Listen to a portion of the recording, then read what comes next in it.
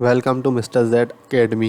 जैसा कि आपको मालूम है कि हमारा CSS का कोर्स चल रहा है और हम अपनी जो 2 प्रीवियस वीडियो थी CSS की उसमें हमने टेक्स्ट और टेबल को डिज़ाइन करना सीख लिया है। किस तरह से हम किसी भी टेबल को और टेक्स्ट को डिज़ाइन कर सकते हैं CSS की मदद से। आज की जो 3rd वीडियो है हमारी CSS की, उसमें हम लोग डिस्कस करेंगे किस तरह से हम लोग डिव का यूज़ करते हैं वेबसाइट को बनाने के लिए। तो डिव मीन्स होता है बेसिकली डिवीजन। ठीक है, यानी हम जो भी वेबसाइट बनाते हैं तो उसे हम लोग डिवीजन में यानी डिवाइड करते हैं। डिवीजन मीन्स होता है डिवाइड करना।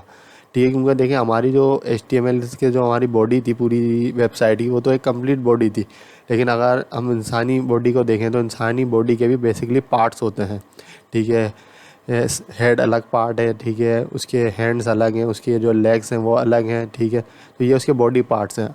इन बॉडी पार्ट्स का अलग अलग फंक्शन होता है। ठीक है, इसी तरह से जब भी कोई वेबसाइट बनाते हैं तो उसको हम लोग डिव के ज़रिए मुख्तलिफ डिविजन्स में डिवाइड करते हैं। So let's get started. Div का जो है वो होता है टैग। ठीक है ना, डिव को हम लोग इसको ओपन करते हैं और फिर इसको हम क्लोज़ कर लेते हैं। ठीक है, अब इसके अंदर आप देखें एक डिवीज़न बन गया, तो इसके अंदर आप जो चाहे लिख सकते हैं। फॉर एग्जांपल मैं यहाँ पे सिंपली लिख देता हूँ। यहाँ से हम लोग लिखते हैं फॉर एग्जांपल, यहाँ पे मैं पी टेक्स्ट से कुछ भी पैराग्राफ लिख देता हूँ। ठीक है, यहाँ पे मैंने पैराग्राफ से कुछ भी लिख दिया। फॉर एग्जांपल दिस इज़, ठीक है, डिवीज़न। ठीक है, मैंने डिवीज़न लिख दिया वीडियो। ठीक है, तो ये मैंने लिख दिया। ठीक है, तो मैंने कंट्रोल S किया। अब मैं जाके देखता हूँ तो देखें यहाँ पे लिखा हुआ आ गया। लेकिन आप सोच रहे होंगे ये डिव तो यहाँ पे आया ही नहीं, क्योंकि देखें डिवीज़न आ चुका है, ये डिवाइड हो चुका है। अगर मैं कोई और चीज़ लिखूँगा वो इसके बाद आएगी, यानी नीचे शो होगी। ठीक है, तो ये क्या है, ये एक मैंने डिवीज़न में लिख दिया है। तो डिवीज़न को हम लोग CSS से देखते हैं। ठीक है, कि इसको डिज़ाइन जो करते हैं वो हम CSS से करते हैं। ठीक है, अब यहाँ पे हम फॉर एग्जांपल इसको हम लोग डिज़ाइन करके देख लेते हैं। पहले हम इसका बना लेते हैं बॉर्डर। ठीक है, जैसे हमने टेबल का बनाया था सिंपली इसकी भी कोडिंग वही होती है। तो यहाँ पे हम लोग इसका बॉर्डर बना लेते हैं। मैं यहाँ पे लिख लेता हूँ 5 पिक्सल और मैं इसको कर देता हूँ डबल।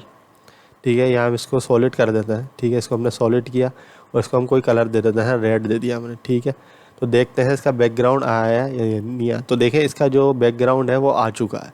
ये पूरा आपको दिख रहा है, ये क्या है, ये डिव है बेसिकली, क्योंकि ये एक कॉलम बन चुका है, ये एक पार्ट बन चुका है। अब ये पूरी जो हमारी नीचे की बॉडी है वाइट कलर की, ये बिल्कुल खाली है। अगर मैं कुछ और लिखूँगा तो वो नीचे दूसरे डिवीज़न में शो होगा। ठीक है, फॉर एग्जांपल अगर मैं यहाँ पे एक और डिव खोलना, इसी की कॉपी कर लेते हैं हम। ठीक है, मैंने इसको कॉपी किया। ठीक है, और यहाँ पे मैंने इसको पेस्ट कर दिया, कंट्रोल S किया हमने। ठीक है, तो देखें यहाँ पे दूसरा डिव आ गया बना हुआ, ये नीचे आया है ऊपर। ठीक है, ऊपर वाला अलग है और नीचे अलग है।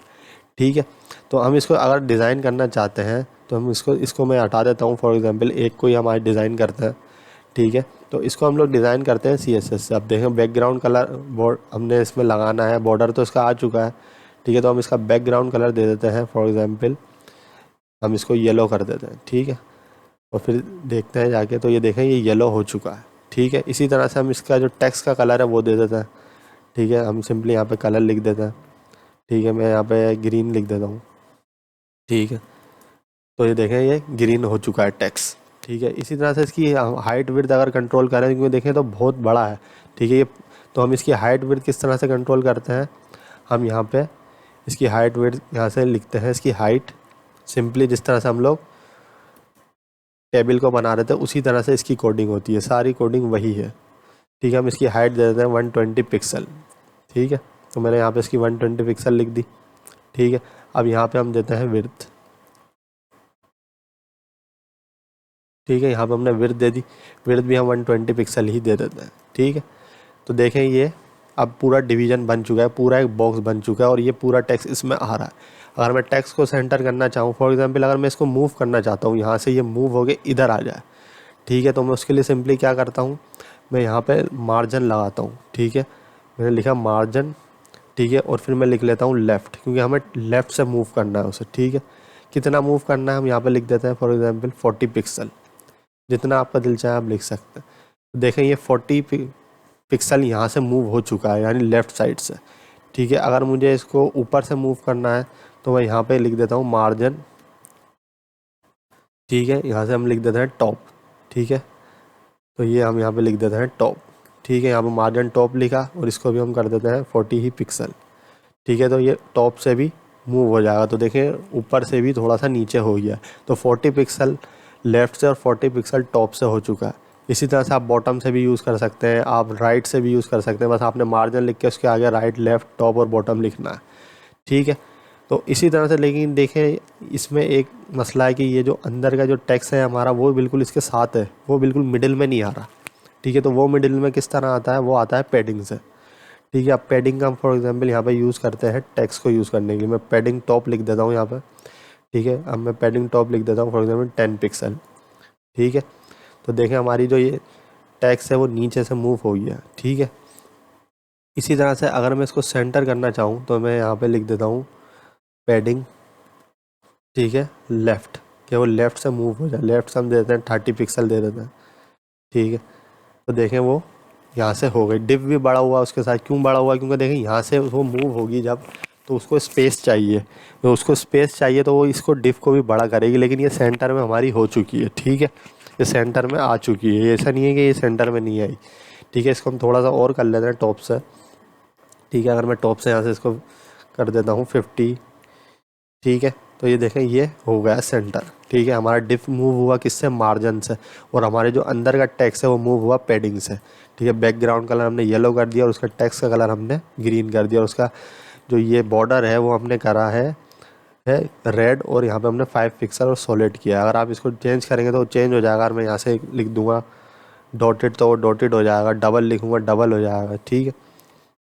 तो उसे आप जिससे चाहें चेंज कर सकते हैं, ठीक है। इसी तरह से आप देखें ये सारी चीज़ हो चुकी है। अगर मैं दूसरा डिप बनाता हूँ यहाँ पे, ठीक है, फॉर एग्जांपल मैं यहाँ पे डिप एक और बना लेता हूँ, ठीक है। यहाँ पे मैंने इसको पेस्ट किया और देखते हैं, ये देखें हमारा दूसरा डिप भी आ गया। लेकिन इसमें एक इशू आ रहा है कि ये जो है ये इधर नहीं आ रहा है इसके साथ, क्योंकि देखें ये तो पूरी जगह खाली है, पूरा स्पेस हमारे पास मौजूद है, तो ये इधर किस तरह आएगा। तो जो आखिरी प्रॉपर्टी हम लगाते हैं वो होती है फ्लोट की, ठीक है ना, कि फ्लोट में इसको जगह मिले, इसको बराबर में इसके जगह मिल जाए, ठीक है। फ्लोट यहाँ पे हम लिख देते हैं लेफ़्ट, ठीक है। अगर आपको राइट से जगह चाहिए तो आप राइट से लिख सकते हैं, मुझे लेफ़्ट से चाहिए तो मैं लेफ़्ट लिख देता हूँ यहाँ पे। फ्लोट लेफ़्ट जैसे लिखूँगा तो देखें इसने इसको जगह दे दी, ठीक है, कि यानी ये जो बॉक्स है ये इसके बराबर में आई है और ये अब बेहतर लग रहा है। इसी तरह आप जितने चाहें यहाँ पे बॉक्सेस बना सकते हैं, ठीक है। तो ये हमारा था आज का डिफ की वीडियो। आई होप आपको ये वीडियो समझ में आई होगी और आपको पता लगा होगा कि किस तरह से हम डिवीज़न बनाते हैं जब भी हम वेबसाइट को डिज़ाइन करते हैं।